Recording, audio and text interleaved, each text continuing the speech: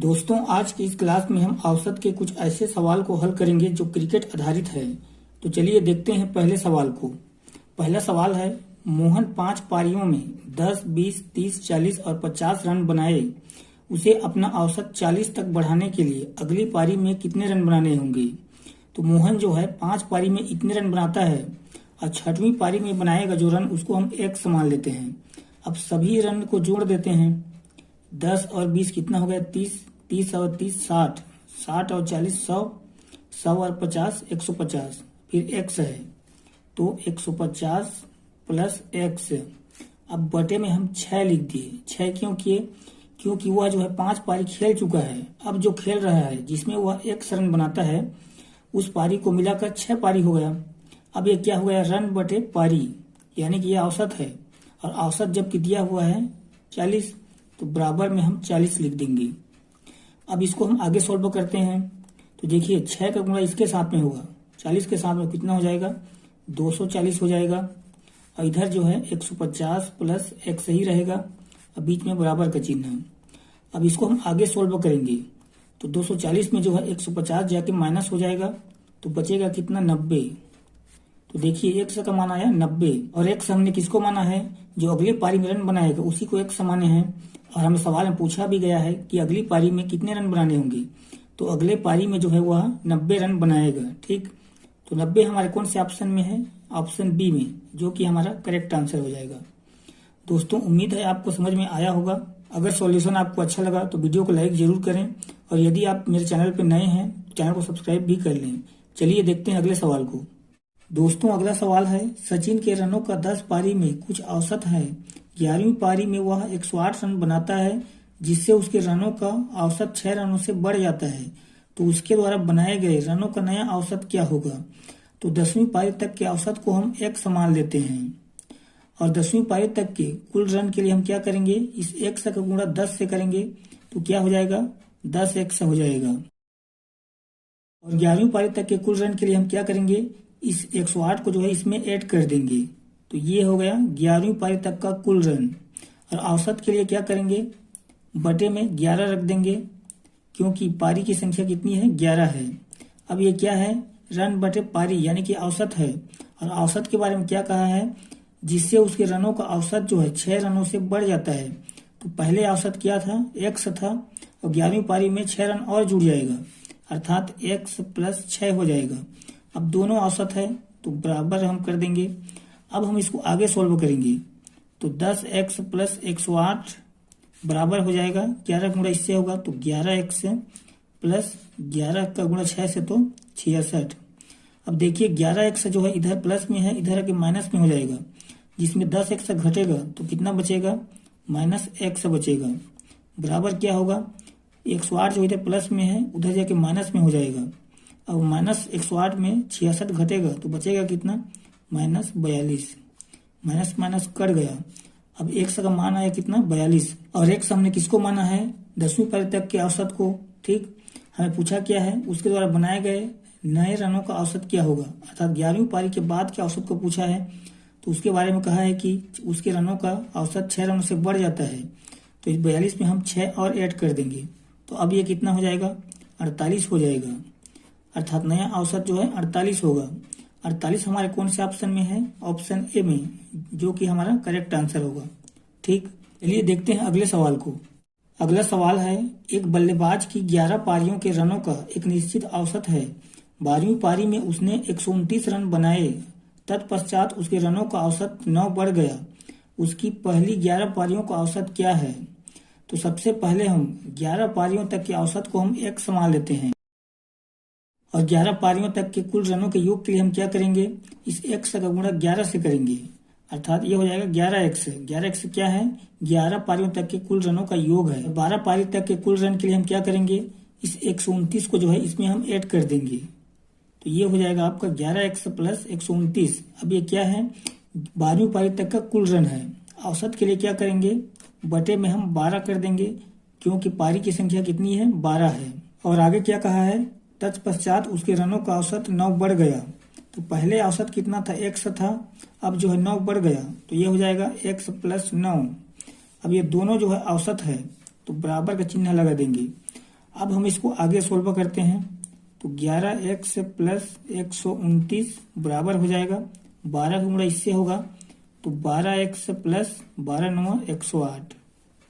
अब 12x में 11x घटेगा तो बचेगा क्या, एक x यानी कि x बराबर, और 129 में 108 घटेगा तो कितना बचेगा 21। तो x का मान कितना आया 21, और x हमने किसको माना है 11 पारी तक के औसत को। सवाल में हमसे पूछा क्या है, उसकी पहली 11 पारियों का औसत क्या है, तो यही है 11 पारी का औसत, यानी कि औसत कितना है 21। ठीक, और 21 हमारे कौन से ऑप्शन में है, ऑप्शन सी में, जो कि हमारा करेक्ट आंसर हो जाएगा। चलिए अब देखते हैं अगले सवाल को।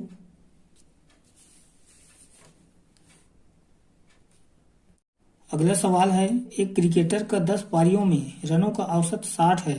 11वीं पारी में वह कितने रन बनाए ताकि उसका औसत रन बढ़कर 62 हो जाए।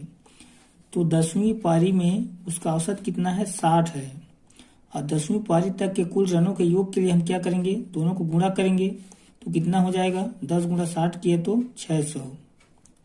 अब क्या कहा है, 11वीं पारी में औसत बढ़कर 62 हो जाता है। 11वीं पारी में 62 हो जाता है, और 11वीं पारी तक के रनों के योग के लिए दोनों गुणा करेंगे तो कितना हो जाएगा, 11 गुणा 62 करेंगे तो कितना हो जाएगा 682। ठीक, अब क्या करेंगे, देखिए 682 में हम 600 को माइनस कर देंगे तो बचेगा कितना 82। तो यही हमारा आंसर है। 11वीं पारी में वह यदि 82 रन बनाता है तो उसका औसत जो है रन बढ़कर 62 हो जाएगा। ठीक, 82 कौन से ऑप्शन में है, ऑप्शन बी में, जो कि हमारा करेक्ट आंसर हो जाएगा। चलिए देखते हैं अगले सवाल को। अगला सवाल है, एक क्रिकेट मैच में एक टीम ने 215 रन बनाए और ऑल आउट हो गई। प्रत्येक बल्लेबाज द्वारा बनाए गए औसत रन ज्ञात कीजिए। तो उन्होंने कुल कितने रन बनाए 215, और एक टीम में खिलाड़ी की संख्या कितनी होती है 11, तो उसके द्वारा बनाए गए कुल रन 215 को जो है हम 11 से भाग दे देंगे, और यदि हम 215 को 11 से भाग करें तो कितना होगा 19.54, और यही हमारा 19.54 जो है औसत है। ठीक, तो हमारा आंसर कौन से ऑप्शन में है, ऑप्शन ए में, जो कि हमारा करेक्ट आंसर हो जाएगा। ठीक, चलिए इसी तरह देखते हैं अगले सवाल को। अगला सवाल है, 17 पारियों में एक क्रिकेट खिलाड़ी के द्वारा बनाए गए रनों का औसत 34 है।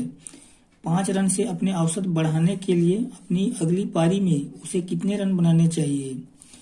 तो 17 पारी में औसत कितनी है 34, और रनों के योग के लिए हम क्या करेंगे, दोनों को गुणा करेंगे तो कितना होगा 578।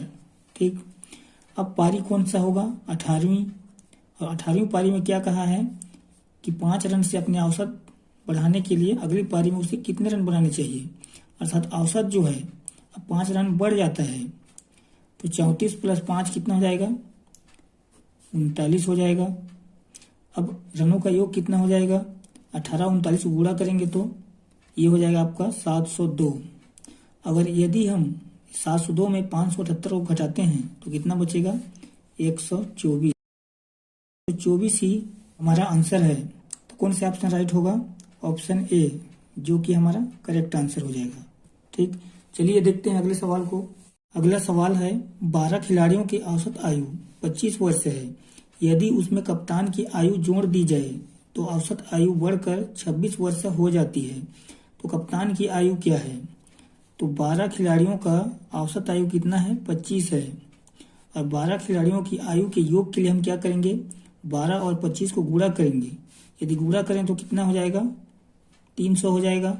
ठीक, अब आगे क्या कहा है, यदि उसमें कप्तान की आयु जोड़ दी जाए तो खिलाड़ी की संख्या कितनी हो जाएगी, पहले 12 थी अब कप्तान आ जाएगा तो 13 हो जाएगा, और अब औसत कितना हो जाता है 26 हो जाता है तो 26 लिखेंगे।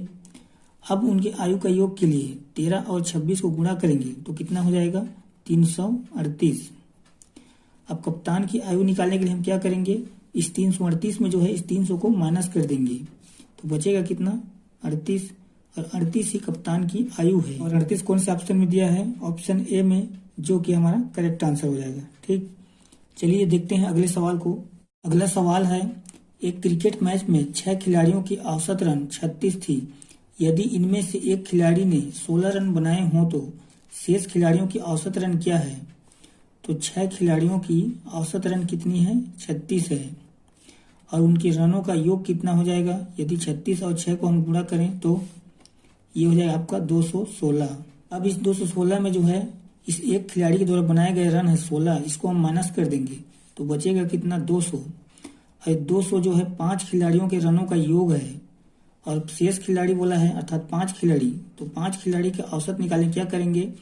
5 खिलाड़ी के द्वारा बनाए गए कुल रन जो है 200, इसको हम 5 से अगर विभाजित करेंगे तो 5 से कितने बार रन कटेगा? 5 चौक 20 और 0 का 0 अर्थात 40। तो 5 खिलाड़ी अर्थात शेष खिलाड़ियों का औसत रन कितना है? 40। ये हमारा आंसर है। ठीक, तो कौन सा ऑप्शन हमारा राइट आंसर होगा? Option D. ठीक, चलिए देखते हैं अगले सवाल को। दोस्तों अगला सवाल है 50 गेंदों के वजन का औसत 5 ग्राम है और यदि उसमें थैले का वजन मिला दिया जाए तो औसत 0.50 ग्राम बढ़ जाता है, तो थैले का भार क्या है? तो 50 गेंदों का औसत भार कितना है? 5 ग्राम। कुल वजन निकालने के लिए हम क्या करेंगे? 50 और 5 को गुणा कर देंगे तो कितना हो जाएगा? 250 ग्राम। 250 ग्राम जो है 50 गेंदों का कुल वजन है। ठीक, अब सवाल में आगे क्या कहा है? यदि उसमें थैले का वजन मिला दिया जाए तो वस्तु कितना हो जाएगा? पहले 50 था, थैले मिला दिए तो 51 हो गया। औसत 0.50 ग्राम बढ़ जाता है, तो पहले औसत कितना था? 5 ग्राम, अब कितना हो जाएगा? 5.50 ग्राम। ठीक, नया औसत 5.50 ग्राम। अब जो है कुल वजन के लिए क्या करेंगे? इस दोनों को गुणा करेंगे तो कितना हो जाएगा? 280.5 ग्राम। अब थैले के वजन के लिए हम क्या करेंगे? 280.5 ग्राम में इस 250 ग्राम को माइनस कर देंगे तो बचेगा कितना? 30.5 ग्राम।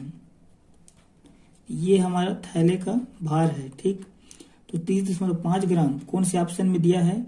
ऑप्शन ए में, जो कि हमारा करेक्ट आंसर हो जाएगा। दोस्तों इस वीडियो में बस इतना ही, मिलते हैं नेक्स्ट वीडियो में।